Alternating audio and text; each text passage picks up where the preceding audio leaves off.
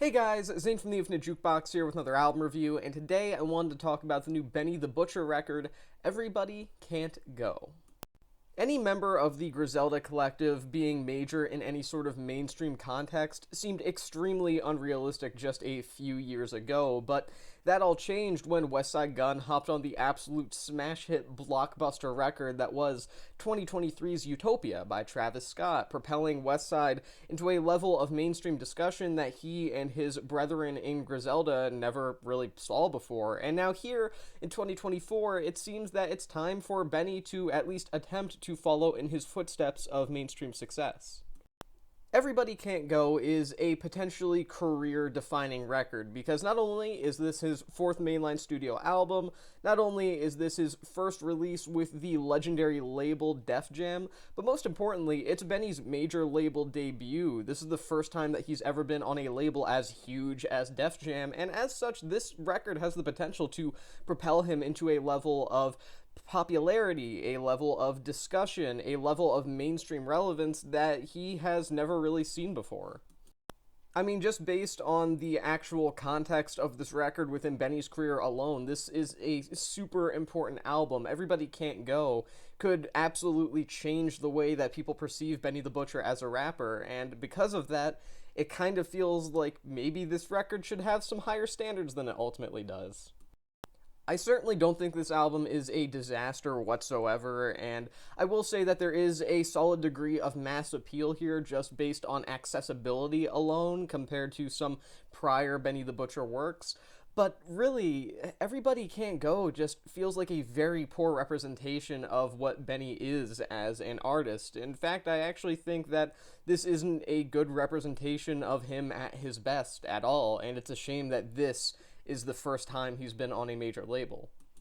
Now, Benny himself is actually pretty solid here. He's easily the strongest quality that this record has going for it. I mean, the guy's never had a super unique personality or anything like that. In fact, you can trace his style back to a number of influences and even argue that he's a touch derivative, but his straightforward, meat and potatoes, gritty, crime-laden boom bap style is one that he stuck with for a very long time. It's a singular sound, and even if he doesn't have as much charisma as Westside Gunn, or maybe isn't as heavy in terms of actual flow like Conway the Machine, Benny still has his own thing going for him, and it's here in mostly spades. Look, there are a lot of songs here that just aren't the most innovative things in the world. Tracks like Pillow Talk and Slander, for example, with that song being about regretting putting too much emphasis on relationships that didn't work out and now just trying to focus on yourself in the present, a fairly worn trope, if I'm being totally honest, and pretending that there have never been songs written about things like that, or being the best rapper in the game, or not needing awards to, recognize yourself as one of the best MCs out there. Deny that there are songs written about that. That would just be absolutely delusional. Those are some of the biggest tropes within the history of not only rap, but just all music in general. That being said, Benny does have a pretty convincing and legitimate degree of confidence when he comes to bragging. I mean, everything that he's saying here comes across as how he actually feels, and although I wouldn't say that he always comes across as the intimidating, unfuckable with kind of figure that he's trying to be throughout a good chunk of this record, I still do think that the guy is genuine in terms of what he's saying here for the most part, and that really does go a long way. Look, from the perspective of Benny's performance alone, this album isn't all that much different from some of his prior works. There are some switch-ups in style here and there that I'll get to a little bit later on, just because of the instrumentals switching up slightly, but as a whole, I think that your enjoyment of this, again, very straightforward meat and potatoes style is just based on if you liked his previous records or not, and if this is your first time listening to Benny and you don't like his flow and lyrical style on this, then chances are you're not going to like his other stuff either. I really do think that the blunt style that he's been working with for years now is just as present here as it has been in the past, and I think it's pretty solid overall. Funny enough, where Benny's major label debut begins to falter is in virtually all the other corners of the album creatively. He himself is fine, it's just the whole everything else that has an issue. It often feels as though the people surrounding Benny are the primary weak links here, and considering how many individuals were behind the making of this album, between producers, features, and various other folks that worked on Everybody Can't Go, that's a lot of weak links. That's a few too many weak links, in fact. The vast majority of the album was produced by producer Hit Boy, a somewhat polarizing producer overall, but someone that I'm usually willing to defend, primarily because of his excellent recent work with Nas's, again, somewhat recent career renaissance between the King's Disease and Magic series of albums, both of which Hit Boy primarily produced. However, Benny the Butcher is not Nas, and Everybody Can't Go is not Hit Boy's best work. Tracks like How to Rap and Brawn, for example, really try to come across as these big, epic, triumphant songs in terms of the actual instrumentals, and they just end up feeling kind of limp and artificial. They don't really manage to convey the fact that Benny is really rising within the music industry at the moment, and he's just really continuously going up in terms of both popularity and relevance within the overall field of both music and rap specifically. I really do think that this album is going for a good thing here in terms of kind of representing where Benny is at, both musically and lyrically. But from a lyrical standpoint, it's fine. It's just that from a musical standpoint, I don't think that Hit Boy really, hit the mark here. The much more universally beloved producer, The Alchemist, also does produce a solid chunk of the record, but I just can't help but feel that his work here is a bit of a letdown too.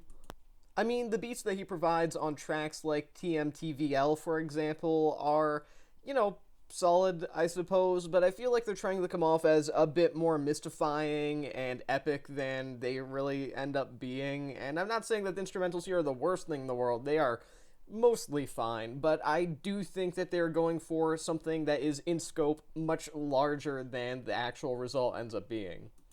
The features here on Everybody Can't Go are often extremely unmemorable as well, only adding to the variety of factors here on this record that just don't seem to pan out in the way that they were intended to.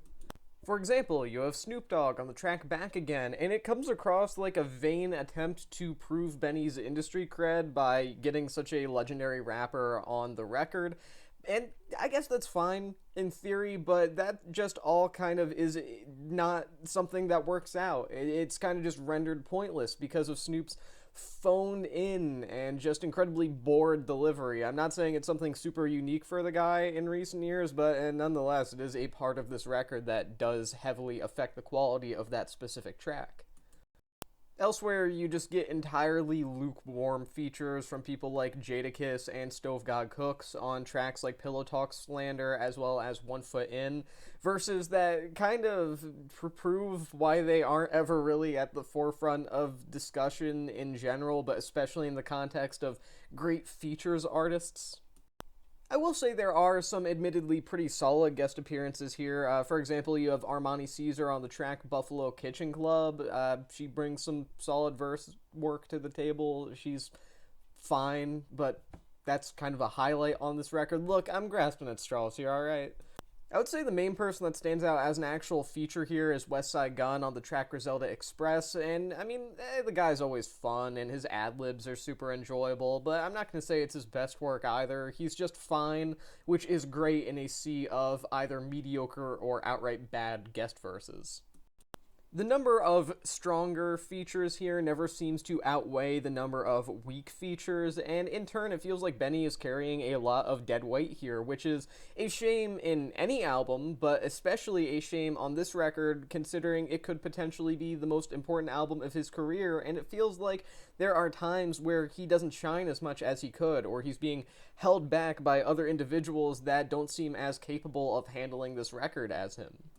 The rest of the issues within the context of Everybody Can't Go primarily come up when discussing the actual structure of individual songs, because this album is somewhat ambitious in the way that it tries to handle hooks and choruses and the like, but that's kind of not really Benny's thing. Look, a lot of the hooks here are admirable attempts to give listeners, especially new listeners unfamiliarized with Benny's catalog up to this point, something to latch onto melodically. I totally get what he was going for there, or at least I think I do, but I mean, historically, they've never been a part of the man's sound, for the most part, at least, and I think this record kind of gives a reason why. For example, you have the track Big Dog, which has a pretty okay-ish Lil Wayne guest verse, where during the hook, he's just stretching out the syllables in a way that feels so awkward and tense, even though it's trying to come across as this calm and cool and collected and, very almost sort of self-congratulatory sort of flow. It just comes across as so rigid when it's trying to be the exact opposite. The album closer, Big Timers, sees Benny flow over a trap instrumental, something that's rare for him, and honestly something that just doesn't suit him in the first place, but I digress. The hook there just, again, comes across as so awkward and so out of place because his monotonous delivery doesn't have the kind of energy necessary to execute something like that well. And I mean, I appreciate the whole nod to Manny Fresh in the title of the song, but that's not really enough for me to appreciate it when I can't really get past one of the main selling points of the track. It closes out the album pretty terribly, actually, and leaves a fairly bad taste in my mouth at the end. That isn't to mention the actually pretty annoying, choppy, and extremely repetitive hook on the track One Foot In, which I mentioned before, featuring Stove God Cooks. Just another example of a song on here that on its own, without the hook, is okay-ish at best and completely mediocre at worst, that is held down ever so slightly more by the fact that the one sort of melodic selling point in the track just sounds weak at best. Hooks, choruses, and otherwise melodic passages have never really been a key component in Benny the Butcher's sound over the years, and if this album proves anything at all, it's just the reason why that's been true over time. I mean, there are plenty of flaws going on within this record, but I would say that the complete ineptitude when it comes to actually putting together some of the song structures here is one of the biggest issues. This album sounds very forced, at most very awkward, when it's trying to do hooks, when it's trying to do these very, distinct, catchy kind of moments, because that's not really what Benny's about. And I don't know if he was trying to do it because of the mainstream appeal, or if he was just generally trying to genuinely go in a new creative direction. But either which way, it's an avenue that I don't think he really should have went down. I'm grateful it doesn't take up more of the album, but the moments where it does pop up, it's a pretty big issue. Everybody Can't Go does fine enough in representing a more commercially applicable sound for Benny while he still sticks to his core Griselda sound and roots. With that being said, I feel like too much is sloppily executed here to really call it a strong major label debut, and I mean, frankly, that's just really disappointing to say. I was actually looking forward to this one. Benny himself sounds perfectly fine here if you are familiarized with his work especially and you like his overall style of delivery and lyrics, then you'll find plenty to enjoy here from that angle, but there are just too many middling instrumentals, too many weak features, too many janky hooks and melodic moments that honestly kind of cause this to leave a lot to be desired.